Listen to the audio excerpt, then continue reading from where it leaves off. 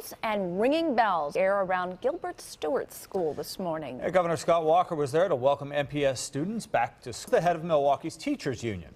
A year and a half after the first protests over Walker's collective bargaining reforms, our AJ Bypour asks if the two sides are any closer to an understanding. Bells, drums. But this early morning ruckus outside of Gilbert Stewart School is much friendlier than the protests sparked in March 2011 by collective bargaining reforms. Tuesday, the face of those reforms, Governor Scott Walker, was at Stewart to welcome back students. Right there with him were MPS officials and even Bob Peterson, the head of Milwaukee's Teachers Union. Our teachers understand that their collective bargaining rights were taken away and that really jeopardizes our ability to work collectively with the school board and the school district to negotiate school improvement and plans. Do you feel now that unionized teachers have a better understanding of the collective bargaining changes and why you pushed for them?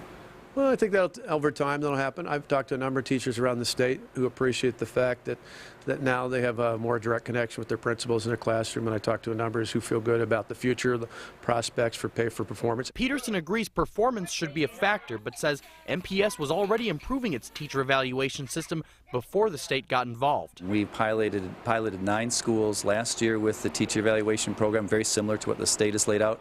This year, we're going to be piloting it in 42 schools. It's not just about one particular change, it's about a series of changes that push true reform, which ultimately is in the best interest of our kids. Walker and Peterson agree education in Wisconsin is improving.